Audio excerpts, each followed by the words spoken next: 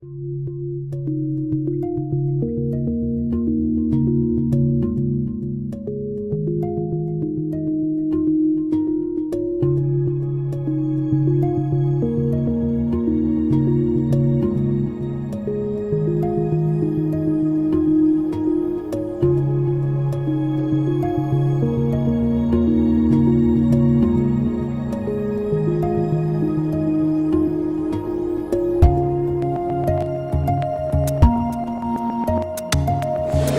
pues continuamos con este sexto Congreso de Ciencia, Espíritu y Segundo en Madrid, con bueno, una persona que para mí es...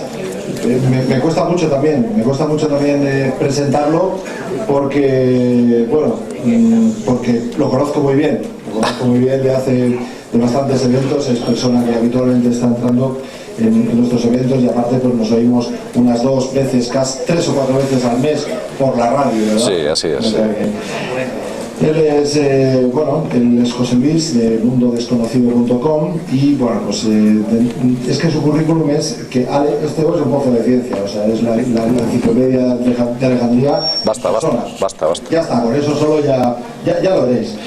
Supongo que ya lo conocéis muchos. Y bueno, pues nos va a hablar de un tema muy interesante, un tema que nunca ha hablado, que es el tema de la alquimia en busca de la piedra filosofal. Tomemos la alquimia como lo que es ahora la química es la alquimia capada, de alguna forma, pero esa alquimia anterior, pues posiblemente nos puede aportar más y más en manos de José Luis. Con ustedes, José Luis de Mundo Desconocido.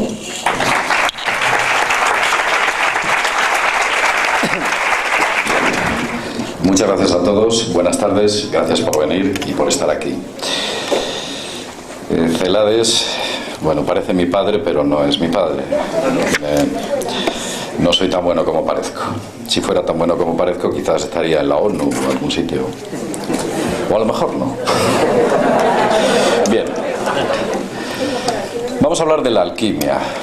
Últimamente se habla muy poco de esta antigua ciencia, una ciencia filosófica que se remonta en la noche de los tiempos, muy lejano en el tiempo.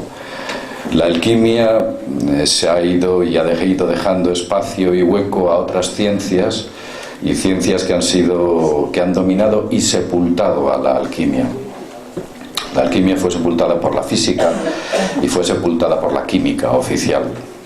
La química oficial que durante muchos años ha rechazado todo lo que fuera aquello ajeno a esas reacciones físicas y a esas cuestiones que desde luego la alquimia trataba desde hace miles de años. Alquimia quiere decir química sagrada, alquimia o alcumia, que es unir, juntar, fusionar. En Medio Oriente ya se practicaba la alquimia y en el Antiguo Oriente también. En el Medio Oriente se llamaba el rasayana, que era algo así como obtener el néctar sagrado, sacar un néctar, extraer algo. Aparentemente, y según cuentan las leyendas, esta ciencia fue legada a los atlantes, o a aquellos ángeles que se mezclaron con los hijos de los hombres. Esto es lo que decía Fulcanelli, un gran alquimista que vivió durante el siglo XX, y quizás sigue viviendo ahora. La alquimia tiene 4.000 años de antigüedad. No pensemos que es algo nuevo. Es mucho más antigua que la química y que la física y que otras ciencias. De hecho, se puede considerar la primera de las ciencias. Se reparte en 3 continentes, en África, en Asia y desde luego en Europa, donde floreció en el medievo. Hubo muchos emperadores que legislaban contra el oro alquímico. Emperadores y reyes. ¿Por qué hacían aquello? Quizás es porque realmente conseguían resultados prácticos los alquimistas. La obtención de la piedra filosofal tiene varias etapas, sus objetivos. La obra magna, la piedra filosofal, la piedra de los filósofos. Ese es el objetivo de los alquimistas. Y ese objetivo, vamos a explicarlo brevemente, se divide en 4 partes. Uno de ellos, quizás la más importante, es la transmutación del individuo. El hombre se transmuta, se ilumina, cambia. La percepción de la realidad que tiene se ve modificada, su escala de valores también. Lo que antes era bueno tal vez no lo es tanto después. O los intereses que teníamos en un momento dado desaparecen para aparecer cuestiones mucho más espirituales. Otro de los puntos era la transmutación, el rejuvenecimiento y la vigorosidad con la salud. Conseguían rejuvenecer, conseguían recuperar la salud todos aquellos que se sometían y se dejaban llevar por la alquimia, por aquellos médicos alquimistas. Aquello se llamaba la espagiria. Posiblemente alguno de vosotros hayáis oído este término. Otro de los objetivos de la alquimia, quizás también considerado como obra magna, era la inmortalidad. Os hablaré de casos de hombres inmortales, alquimistas, que han aparecido a lo largo de la historia. Lo que sí que es cierto, que ahí está el dato, y muchos de ellos en sus nichos o tumbas en la actualidad no hay absolutamente nada. Nadie sabe qué ha ocurrido y aparecen misteriosamente en la historia. Otra de las partes más importantes de la alquimia era la creación de vida, los llamados homúnculos. Posiblemente os suene. Una mezcla entre ADN humano, ADN de animal o vegetal y la piedra, o parte de esa piedra. También, y quizás sea la parte más conocida, es la transmutación de los metales en el metal más perfecto de todos, el oro. Ese es el motivo por el cual muchas personas se decantaron por intentar llegar a conseguir la piedra filosofal, el oro. Unas riquezas inmensas. Ellos lo veían así. Muchos se quedaron en el camino, pocos llegaron, y aquellos que llegaron, cuando al final lo consiguieron, se dieron cuenta que el oro no era tan importante. Pero de eso también hablaremos. El comienzo de mi estudio por parte del magisterio por parte mía fue una labor totalmente autodidacta. He calculado que le he prestado unas 2.500 horas de lectura aproximadamente. También me dediqué a efectuar bastantes experimentaciones, bastantes experimentos en un pequeño laboratorio que tenía. Y bueno, pues incluso llegué a hacer experimentos personales con productos químicos complejos y algunos de ellos bastante exóticos. Al final llegué a una conclusión. Llegué a la conclusión de que la piedra filosofal es una realidad bañada de ocultismo y mito. ¿Por qué es así? Porque todos los escritos que hablan de la piedra filosofal se ciñen y se agarran a extrañas y místicas figuras que lo único que hacen es representar un ideograma de la idea que hay detrás de la piedra filosofal. Son cientos, tal vez más, millones de hojas las que hablan de la piedra filosofal.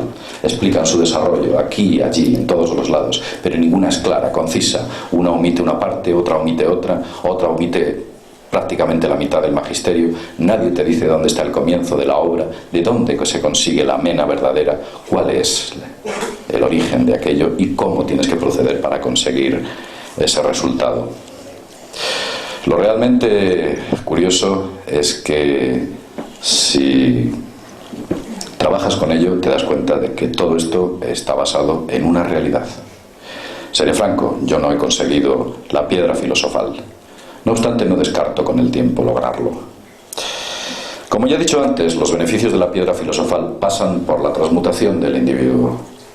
Aparentemente, aquellos que lo han conseguido, como ya he dicho antes, dejan de ver el mundo como antes lo veían. Se crea una especie de iluminación, una conciencia de uno mismo, un despertar a la hora, una especie de superconciencia. Es difícil explicarlo. Quizás algunos de vosotros hayáis tenido pequeños momentos de esa sobreconciencia en momentos concretos y en situaciones determinadas, tal vez conduciendo, en tu trabajo, en casa, no lo sé. Viendo la tele seguro que no. Bien. También otra de las cuestiones era el rejuvenecimiento y la vigorosa salud. Se conseguía a través de la espagiria. Fue Paracelso, un suizo que a mediados del siglo XV pues consiguió utilizar esa piedra filosofal en bien de la salud de todas aquellas personas que le rodeaban. Era un médico alquimista. Un médico alquimista del cual hay una curiosa anécdota. Se cuenta y se dice que en una ocasión curó al canónigo de la Catedral de Basilea. Estaba muy enfermo, este canónigo se iba a morir.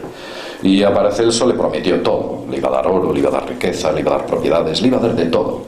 Entonces Paracelso era un hombre cauto, dijo, bueno, tú no te preocupes, yo te curo. En cuestión de un día o un par de días aproximadamente, le curó. Fue una curación instantánea, con una serie de pastillitas y una serie de pequeñas recetas que él había preparado. Tal fue el enfado del canónigo por haberle curado tan pronto que le denunció públicamente para evitar pagarle. Evidentemente, de hecho, se tuvo que marchar de Basilea Paracelso debido a este pequeño juego legal con el cual esta gente jugaba. Como vemos, los juegos legales se repiten ahora, siempre, y mañana se repetirán también. Otra de las cuestiones, y esta es una de las más importantes, es la adquisición de la inmortalidad.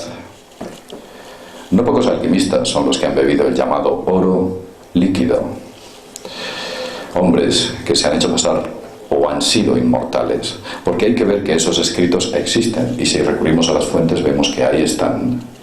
Si vamos a los archivos del Palacio de Versalles, vemos que la figura del conde de Saint-Germain aparece. Existió. Ese hombre fue real. Fue un alquimista. Nació en no se sabe dónde. Y tampoco la fecha. Hay especulaciones. Tal vez 1696. Todos son especulaciones. Y por supuesto su fecha de fallecimiento tampoco se conoce.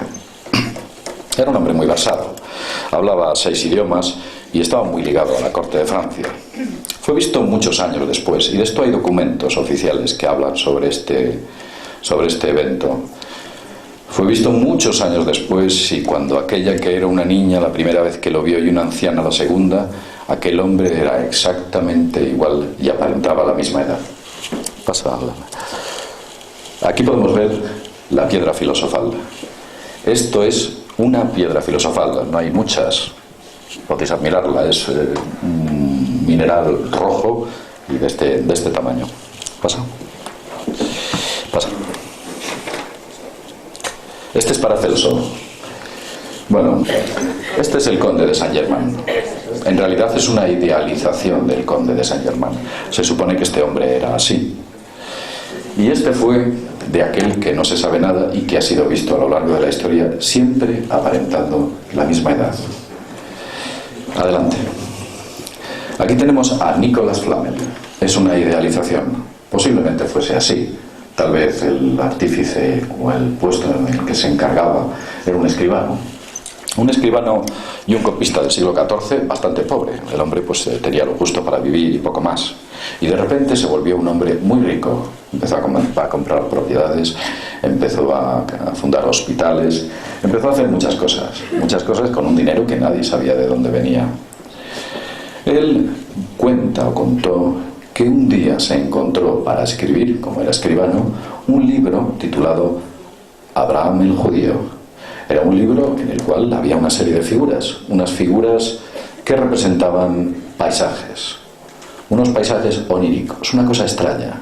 Él consiguió interpretarlos y a raíz de allí obtuvo la piedra filosofal. Por supuesto, la tumba de él y de su mujer en el año 1413 apareció totalmente vacía. No la habían saqueado, sencillamente estaba vacía. Se la ha visto hace aproximadamente unos 50 años en Oriente Medio, más o menos. Una conversación que tuvo un periodista con él, descubrió que detrás de esa persona con la que estaba hablando era ni más ni menos que Nicolas Flamel, debido a las referencias que estaba recibiendo. La alquimia fue entregada a los hijos de los dioses, a los hijos de los dioses llamados los Nefilim. De ellos no solo habla la Biblia, hay muchos libros que hablan de los Nefilim, no es nada nuevo. El libro de Enoch, el libro de los jubileos, el Baruch, e incluso el libro de la sabiduría. Seguramente que haya más textos que hagan referencia a ellos. Pero ¿quiénes eran aquellos a los que fueron entregados el conocimiento de la piedra filosofal? Ese conocimiento del fuego. Pues ese conocimiento fue entregado a unos señores que vivieron mucho tiempo, y lo dice la Biblia. Adán, 930 años, Set, 912, Enos, 815, Cainán, 910, Mahalael, 895, Jaet, 962. Enoch vivió menos, 365, murió como un niño. Matusalén mata el récord, 969 años, Lamec 777 y Noé más de 500. Ahí están. También hay ciertas estirpes faraónicas que vivieron muchos, pero que muchos años. Estirpes faraónicas vinculadas a grandes conocedores de la piedra filosofal y también, tal vez, arraigado al conocimiento que oculta la tabla esmeralda. La tabla esmeralda es el libro original por el cual se accede al conocimiento de la alquimia y algún otro más. Muchas de las tradiciones mitológicas hablan de un líquido, cuando hablamos de la inmortalidad. Posiblemente, si conocéis gran parte de la mitología, veréis que esos dioses tomaban algo, un brebaje que se llamaba el néctar, el licor, así lo definían los griegos.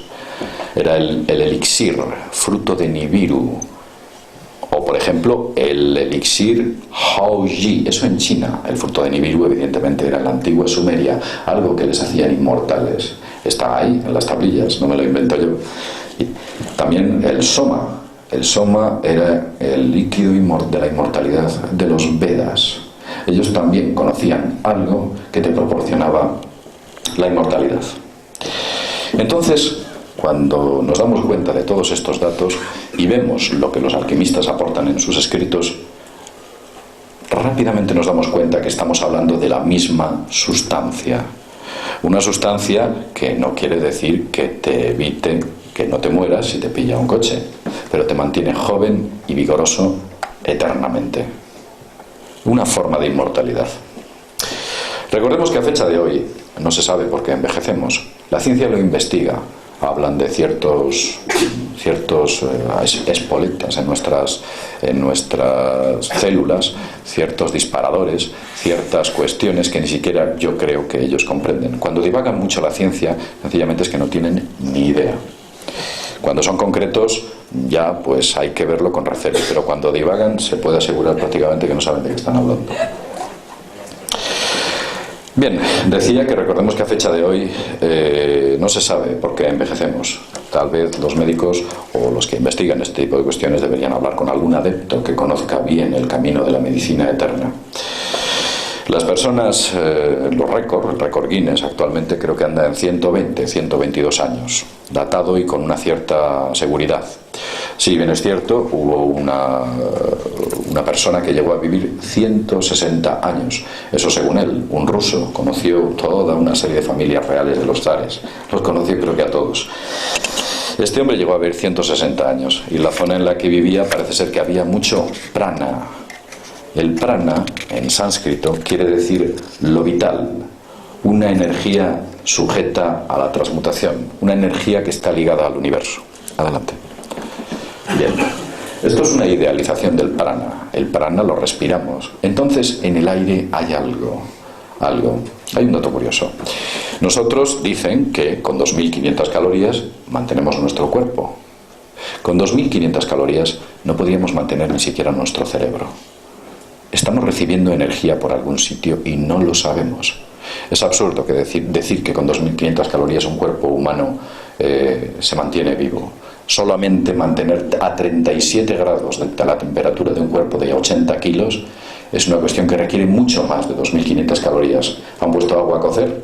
¿Han intentado poner 80 litros de agua a cocer? ¿Cuántas calorías necesitan? ¿2.500? Mucho más. Entonces estamos recibiendo alguna forma de energía vital por algún sitio o algún medio que nosotros no conocemos, pero ellos sí conocían y hablaban y le daban nombres. Le daban el nombre del prana. Tiene muchos nombres más. Otros le llamaban el ki. Seguramente que os suene. El ki es el alimento que está en el aire. O el maná. El maná aparece en la tradición judeocristiana, judaica más bien, indicando aquel alimento que los dioses entregaban a los hombres en los momentos de escasez en la travesía del desierto. El hinduismo habla del kundalini. Están hablando todos de lo mismo, le están dando distintos nombres. El kundalini era una energía visible representada por un dragón que duerme enroscado. Y recientemente, ¿no les suena la palabra Orgón? Orgón, Wilhelm Reich. Pues estaba también hablando de lo mismo. Es más, Wilhelm Reich, un hombre muy preparado, llegó incluso a canalizar esa energía a través de una técnica. Parece ser que a alguien no le interesaba que se lo hiciese y se lo quitaron del medio. Adelante. Este es Wilhelm Reich. Wilhelm Reich, para aquellos que no lo conozcan, fue un alemán que vivió en Estados Unidos y fue secuestrado por la CIA, la CIA no existía entonces, por el FBI, y encarcelado, alegando una serie de excusas peregrinas para intentar hacer desaparecer del mundo público a este personaje que estaba provocando lluvias en desiertos, y esto es algo real, datado y que existió en zonas de gran sequía. Cuando este hombre se acercaba con aquel camión, conseguía hacer llover, porque estaba canalizando la energía del orgón, que es el ki, que es el maná, que es el prana, que es todo aquello. Adelante. También se habla de la creación de la vida por parte del alquimista. Los homúnculos de los que hablaba Paracelso, eran seres creados con material genético humano, material genético de animales o de plantas, y con la piedra. Algún aderezo más tenía. Lo cierto es que hay dataciones e incluso recientemente la ciencia asegura que es capaz de crear vida en ciertas condiciones cuando se le aplican enormes campos electromagnéticos a una especie de caldo de cultivo. En realidad es algo muy parecido. Es una especie de alquimia, pero esa palabra nunca la utilizarán los científicos. Adelante. Bien, se comenta que en ciertas experiencias aplicadas con la piedra filosofal y este tipo de caldo de cultivo se han conseguido una especie de seres similares a los acáridos. Creo que incluso hay fotografías de los mismos. Seres fabricados a principios del siglo XX. Y por supuesto, otro de los efectos de la piedra filosofal, y el que todo el mundo conoce, es la transmutación de los metales. La transmutación de los metales en oro. Cuando oís hablar de la piedra filosofal, lo primero que os viene a la cabeza, no solo a vosotros, sino a aquellos que estudiaron la piedra filosofal, incluso los más honestos, la idea suya era obtener oro. Ahora vivimos, vamos a decir que relativamente aceptable. En la época del medievo la vida era muy dura, las condiciones eran muy complicadas, sobrevivir era difícil, y la posibilidad de fabricar oro era desde luego un aliciente muy importante para aquellas personas. Bien, sea como fuere, ellos consiguieron transmutaciones de oro utilizando el polvo de proyección, que no era ni más ni menos que la piedra filosofal molida y aplicada sobre esos metales en proceso de fusión. La piedra filosofal es de color rojo, es fusible, pesada, cristalina y translúcida. Aquí tenemos un ejemplo de una piedra filosofal. Son unas características que solamente tiene este material. Este material que vuelve perfecto a los metales. En realidad les cura. Todos los metales están enfermos, tienen un proceso de evolución, como los seres humanos, como los animales y como las plantas. Y lo que hace la piedra filosofal es darle la propiedad y convertirle en el material más perfecto, el mineral más perfecto, en este caso el oro. Ha habido... Adelante, pasa. Aquí tenemos a Van Helmont. Van Helmont era un químico muy importante de la química oficial, un oficialista. Él no creía en la alquimia, decía que esto era una estupidez. Este hombre vivió allá por el siglo XVI. Y Van Helmont, en Bruselas tenía una gran reputación. Sus aplicaciones sus aplicaciones químicas, sus desarrollos y sus teorías hoy en día siguen teniendo mucho peso. Y Van Helmont ponía a parir a la alquimia. Un buen día se presentó en su casa un alquimista, y de esto habla él mismo. Se presentó en su casa un alquimista que no dio su nombre y le entregó el polvo de proyección. Y le dijo qué es lo que tenía que hacer. En un crisol echar un metal y en el proceso de fusión echar la piedra filosofal impregnada de cera. Así lo hizo y consiguió transmutar ese metal vulgar en oro. No fue el primero, también hubo otros, como por ejemplo Helvetius, quien fue un médico del siglo XVIII. Adelante. Este es Helvetius, fue un médico del siglo XVIII que también rechazaba, un oficialista. Esto de la medicina alquímica es absurdo, no tiene sentido, es algo que no hay forma por dónde agarrarlo. Cierto es que si los escritos que cogemos los analizamos de una forma textual y literal, nos parece algo que no tiene ni pies ni cabeza. Sea como fuere, a Helvetius se le apareció otro alquimista, un hombre llamado Elías, un misterioso ser que le entregó también y le hizo transmutaciones de ciertos metales en oro delante. No hubo truco, él tuvo ocasión de verlo, de acercarse y comprobar que aquello que salía de aquel crisol era oro. También habló a partir de aquel momento bien de la alquimia, sencillamente porque la praxis es la única que les permitía descubrir que aquella gente estaba hablando de la verdad. No obstante, los alquimistas no son dados a hacer demasiadas pruebas y demasiados shows de su arte. Otro, adelante, no es de este hablaremos después. Fulcanelli, seguramente que os suene. Fulcanelli escribió varios libros, Las moradas filosofales, y recientemente en el año 2000, eso fue en el 1920, en el año 2003 ha escrito uno nuevo que se titula Finis Gloria et Mundi, un libro bastante misterioso y que también habla de alquimia. Desconozco si el que firma el libro del año 2003 es el mismo Fulcanelli. Lo que sí que es cierto que el estilo literario es exactamente igual, con lo cual es muy sospechoso. Incluso diría que evolucionado, pero tiene un estilo muy similar. Muy bien, Fulcanelli, que no es hizo una transmutación en el siglo XX, en 1921, en la fábrica de gas de París. Consiguió transmutar 120 gramos de un metal innoble en oro, y esto lo hizo con varios testigos. Se adaptaron una serie de hornos para tal efecto y efectivamente consiguió transmutar al oro. El oro está bien, es un excelente metal, es bonito, brilla y hay muy poquito, no hay mucho oro en el mundo. Imagínense un cubo de 15 metros por 15 metros y por 15 metros. Ese es todo el oro que hay en el mundo, no hay más. Eso es una nada, es una especie de mota de polvo al lado de nuestro planeta. Bien, os voy a hablar de algo curioso, que aunque es distinto, en realidad estamos hablando de lo mismo. Este señor que aparece aquí se llama George Soros. Seguramente que le suene, Soros. No sale mucho en los medios de comunicación, pero es un hombre muy poderoso. Este hombre está haciendo acopio de oro. En estos momentos, de manera especulativa y en su poder, tiene 17 toneladas de oro. Nada más y nada menos. Fue un especulador financiero que comenzó sus trabajos, que nació en 1930, padre judío. No con ello quiero reprocharlo. Quizás todos podemos tener familiares judíos, máxime en nuestro país, que es una mezcla de mezclas, y ellos anduvieron por aquí mucho.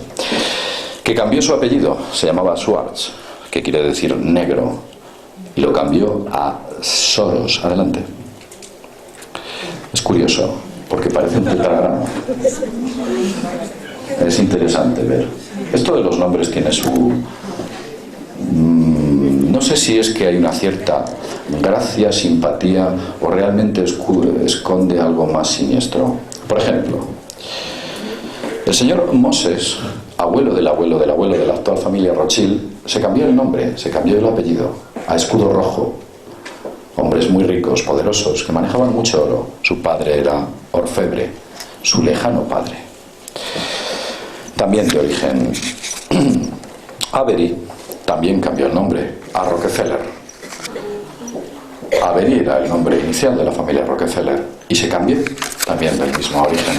Esto ocurre con muchas de las importantes familias del mundo. Desconozco las causas por las cuales ellos alegan persecuciones y alegan una serie de motivos que a mí me parecen no lo suficientemente justificados como para renunciar a tu apellido. Sea como fuere, ahí está, el señor Soros. Bien, supongo que al señor Soros no le gustaría que alguien descubriese la piedra filosofal y difundiese el secreto. Tendría que tirar esas 17 toneladas a algún sitio y perderían todo su valor, máxime teniendo en cuenta que un kilo de oro vale 36.000 euros. Os voy a enseñar un kilo de oro.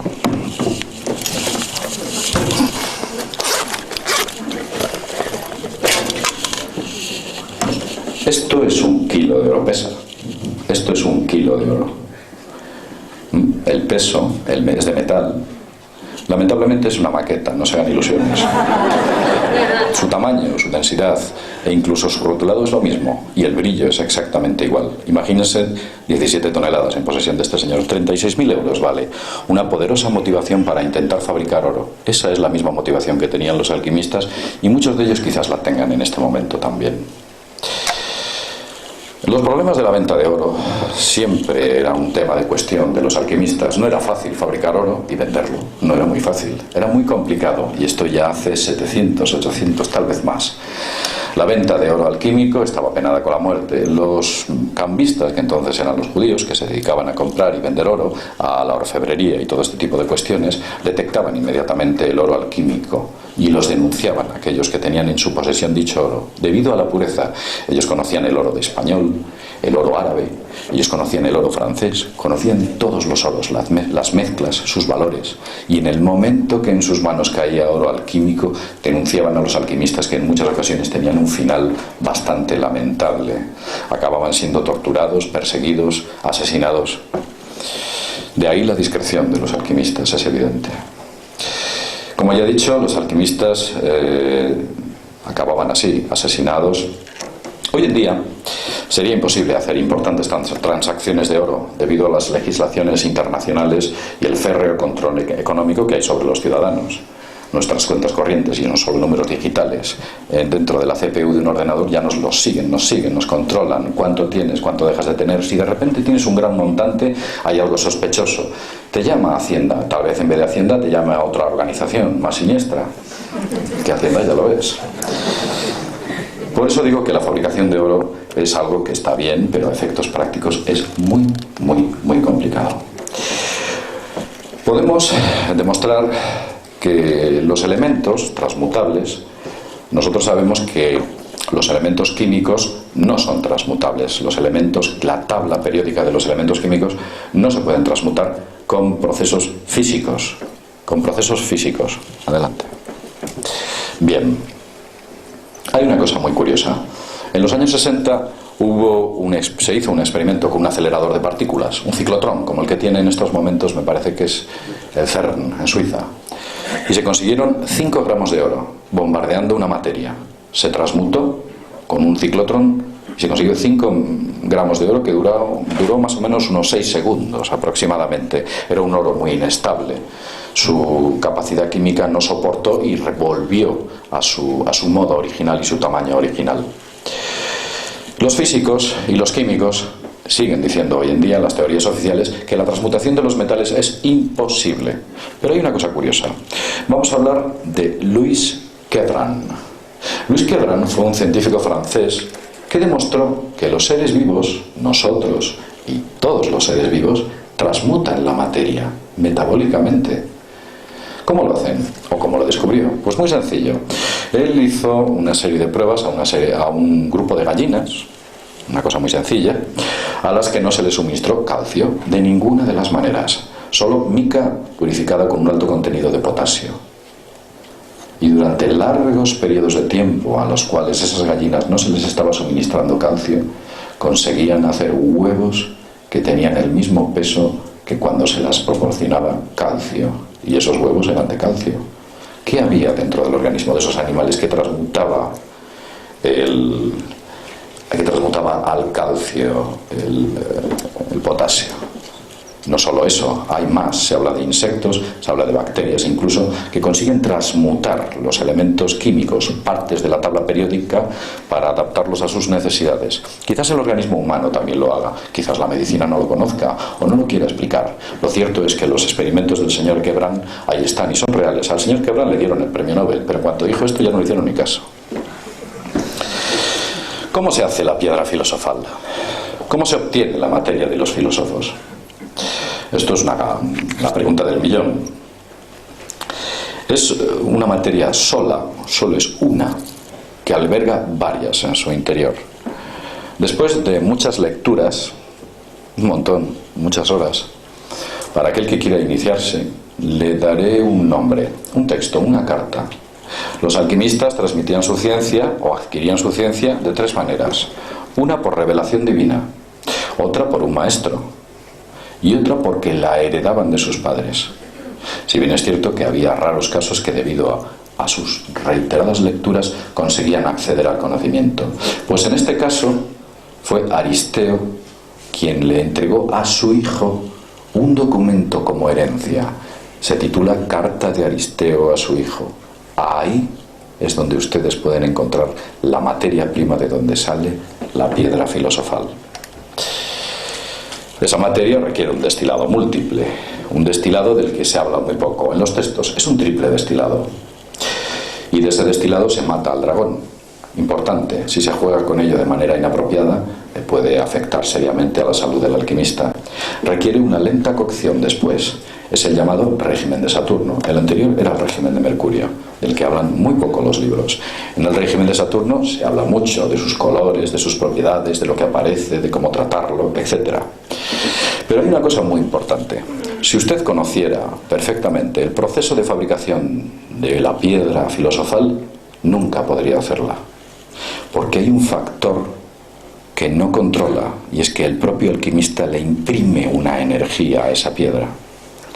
Por eso ellos siempre repetían orar, rezar, suplicar, implorar. Utilizaban muchos términos hacia esa piedra. No es que se pusieran a rezar, no es que se pusiesen a rezar como tal o propiamente dicho. Me recuerda este tipo de oración a lo que solía decir Greg Braden en las formas de oración. Pues es esa forma de oración concretamente. Es una especie de mezcla entre Rhonda Byrne y Greg Braden, una especie de secreto que se aplicaba sobre esa piedra y esa piedra se transmutaba. Bien, sea como fuere, después de todo este proceso requiere una multiplicación. Ya en la última de las etapas, el poder de esa piedra se multiplica de manera sencilla. El proceso dura exactamente 9 meses y tiene que comenzar en la primavera. Y no es baladí. ¿Por qué comienza en la primavera? Porque algo hay en el aire que almacena esa piedra, y en momentos concretos de la primavera. Sea como fuere, los materiales de laboratorio para fabricar de la piedra filosofal no pueden ser caros. Aquella gente, y cuando estamos hablando de los primeros alquimistas, tal vez nos vamos a Geber, aquella gente hace 1000 años no tenía grandes medios técnicos. Esto suena ridículo, pero quizás si yo entro en un todo a 100, lo que tengo ahí entre jarrones, no sé qué y tal, con muy poco más, quizás se puede fabricar una piedra filosofal. Aquellos lo hacían no con grandes inversiones de dinero, sino utilizando esa iluminación y esos conocimientos que habían recibido, con pequeños medios técnicos. Lo único que tenían que ser era ser cuidadosos y seguir el proceso de manera correcta. Lo más importante es la transformación del ser. Nosotros, aquellas personas que investigaron, en mi caso, la alquimia, me consiguió cambiar, me consiguió mejorar. Realmente todo ese tiempo y ese esfuerzo que dediqué, aunque no conseguí la piedra, sí que puedo creer, desde mi punto de vista pienso que consiguió de alguna manera transmutarme, mejorarme, y no rechazo seguir estas investigaciones que emprenderé nuevamente en primavera. Lo único que os puedo decir a aquellos que queréis emprender el camino de la piedra filosofal es lo siguiente, y es lo que aparecía en una de las grandes obras magnas de la piedra filosofal, se titula el Mutus Liber. Ahí decía ora lege, lege, relege, relege, labora e inventes, que quiere decir ni más ni menos que ora, lee, relee, trabaja y finalmente lo encontrarás. Muy bien, pues dicho lo cual y después de haberos contado todo esto, espero que de alguno de vosotros salga el interés de intentar practicar, leer, orar y descubrir el secreto de la piedra filosofal, que desde aquí os puedo asegurar que es algo real, no es fruto de la imaginación de nadie. Bueno, pues sin más, un placer haber estado con vosotros.